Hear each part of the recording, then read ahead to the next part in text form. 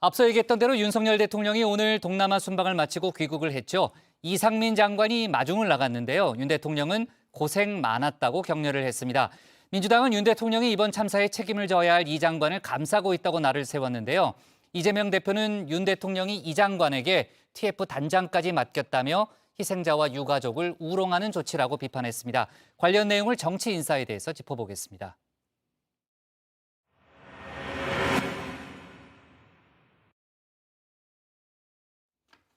동남아 순방을 마치고 귀국한 윤석열 대통령. 맨 앞에 서서 윤 대통령을 맞이한 사람 이상민 행안부 장관이었습니다. 영상에 소리는 잡히지 않았지만 윤 대통령이 고생 많았다 격려를 했다고 하는데요. 출국 당시 어깨 툭도 비슷한 의미였겠죠. 이 장관의 고생, 여야를 막론하고 연일 쏟아지는 사퇴론을 이야기한 듯 싶은데요. 오늘도 예외는 아니었죠. 국회에 출석해서도 집중 포화를 맞았습니다. 모든 책임을 지겠다 이렇게 말씀을 해주셨는데 그 책임의 주체가 어떻게 되는지는 하나도 파악이 안 되고 있는 것 같습니다. 잘 아시겠지만 정무직이라는 그 자체가 항상 사표를 써가지고 다니는 자리지 않습니까? 장관님, 국민들께 더 이상 상처 주지 마시고 이제라도 사퇴하실 의향은 없으십니까? 제가 생각하는 책임이라는 것은 현재 위치에서 제가 할 수 있는 최선을 다하는 것이 제가 생각하는 진정한 책임이라고 생각을 합니다. 그럼에도 이 장관이 끝까지 버틴 이유, 슬쩍 힌트를 줬었죠. 대통령께서 그러면 그만두라 라든지 아니면 사퇴하지 말라 이런 언질은 없이 있습니까? 근데 그 부분에 대해서는 특별히 언급하신 바 없으십니다. 경찰을 향해선 추상 같은 호통을 쳤던 것과는 달리 왜 4시간 동안 물끄러미 쳐다만 보고 있었냐 이거예요. 현장에 나가 있었잖아. 112 신고 안 들어와도 조치를 했었어야 되는 거 아닙니까? 이 장관에겐 아무런 책임도 묻지 않았나 봅니다. 이 장관을 위로한 윤 대통령의 모습에 민주당은 일선 소방관들을 소환했는데요. 윤석열 대통령은 책임져야 될 이상민 장관에게는 위로와 격려를 하면서 소방관들에게는 따뜻한 말 한마디 건넨 적 있습니까? 대한민국 헌법 제34조 6항 국가는 재해를 예방하고 그 위험으로부터 국민을 보호하기 위하여 노력해야 한다. 이 헌법 조항을 제일 잘 지키고 있는 것이 대한민국 소방관들입니다. 이태원 참사 당시 현장에서 최선을 다한 소방관들, 위로와 격려는커녕 먼지털이식 수사를 받고 있죠. 견디다 못한 소방노조에서 수사를 중단하라, 범국민 서명운동까지 벌이고 있습니다. 최선을 다해서 활동한 현장들에게 그분들한테 포커스가 맞춰지고 조사를 받는다는 그 현실이 소방공무원 대부분의 공무원들이 자괴감을 느끼고 있죠. 매우 사기가 저하되어 있고 굉장히 분노하고 있다. 정작 수사를 받아야 할 대상, 야당에선 이상민 장관이란 목소리가 크죠.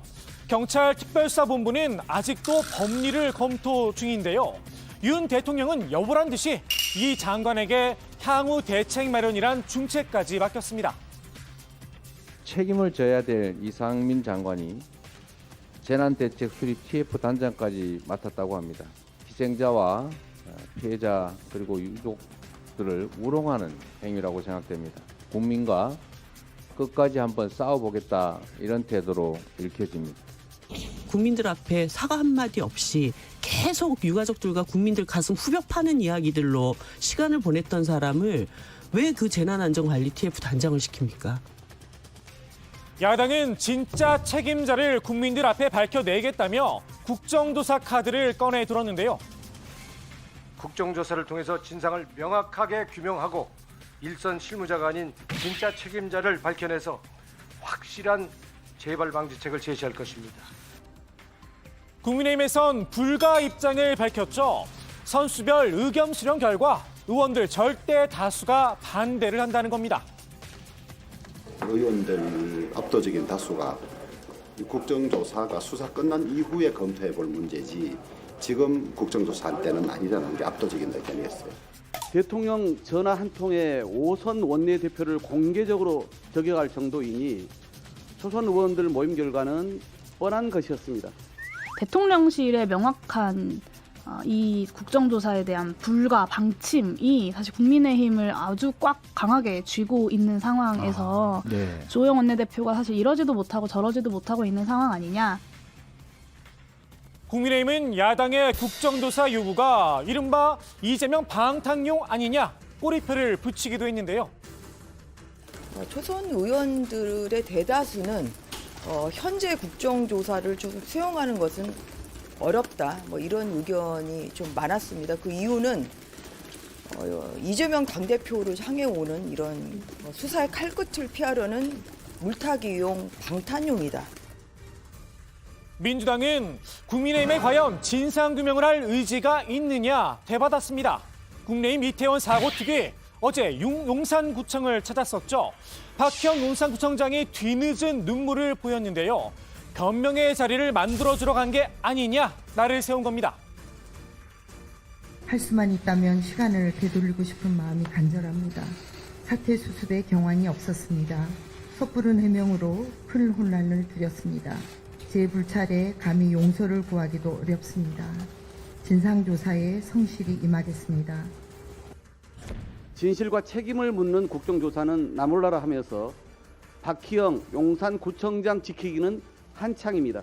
국민의힘 당특위는 구청장의 책임을 물어 즉각 사퇴시키기는커녕 어제 눈물로 변명할 자리만 깔아줬습니다.